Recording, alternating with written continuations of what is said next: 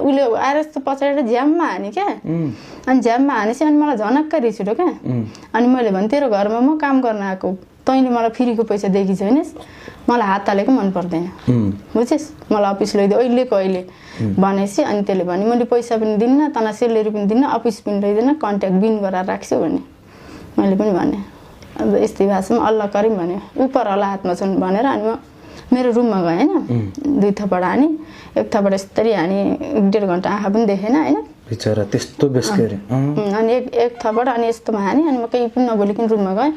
रुममा गएर अब 1 घन्टा जति बसेको अनि त्यसको बच्चाले फेरि पानी खान बोलायो अनि बच्ची माथि पापा राख्नु हुँदैन भनेर फेरि म आएँ होइन आएर बच्चालाई पानी खान दिएँ अनि साउ आयो अनि मैले भने बाबा म तेरो घर काम गर्दिनँ भने अनि किन भन्नु अनि तेरो बुढीले हात हाल्छ मलाई हात हालेको मन पर्दैन अनि उसले भने कि साउले पनि सिधै भने कि गल्ती गरेपछि 1-2 थप्पड हान्नु बच्चालाई हान्छ त हामीले के हुन्छ भनेर उल्टे मलाई कम्प्लेन हान्नु क्या अनि मैले भने तेरो बच्चा होइन मलाई तँले सेलेरी दिइराखेको छस् काम गरेको छुरा दिएको छस् त्यतिकै दिएको छैनस् भनेर म अरबीमा यसरी बोलेँ त्यसपछि मैले त्यो दिन खाना पनि खाइनँ अनि म त्यतिकै भयो अनि बच्चा खेलाउन जा भनेर अनि बाहिर बच्चा लिएर गएँ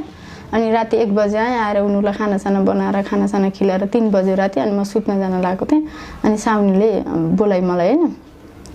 अनि अफिसमा कम्प्लेन नहान भने आफै सरी भने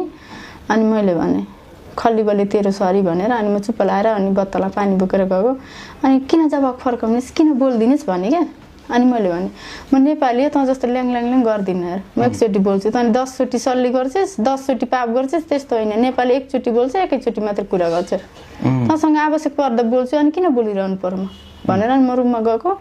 अनि त्यसले मलाई एसी बन्द गरिदियो क्या रिसाले एसी बन्द गरिदियो लाइटहरू पनि पुरा उ गरी चाहिँ अनि केही छैन भने अनि म सुतेँ 3 बजे अनि बिहान 6 बजे उठेर अनि बच्चालाई स्कुल पठाउन तयार गराउँदै थिएँ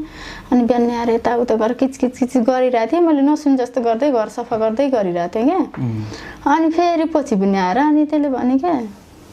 अनि त अफिस जाने होस् भने क्या 8 महिना भएको थियो अनि मैले भने जाने म त तेरो जस्तो घर हजारौँ पाउँछु मलाई अरबी नआउने नै काम नआउने नै खाना बनाउनु नआउने होइन मलाई यस्तो कुटेको मन पर्दैन मैले अफिसमा कम्प्लेन हान्छु भनेको अनि त्यसले मेरो फोन तँलाई फोनै दिन्न कसरी कन्ट्याक्ट गर्छस् भने अनि मैले भने त्यो समयले बताउँछ कति दिन मलाई कन्ट्याक्ट बिन गराउँछस् मलाई तैँले कन्ट्याक्ट बिन गराएछ मेरो फ्यामिलीले एजेन्टलाई कन्ट्याक्ट गरिहाल्छ अनि म त कन्ट्याक्टमा आउँछु टेन्सन छैन भने त्यसपछि म काम गरिराखेँ त्यो महिना त्यस्तै गयो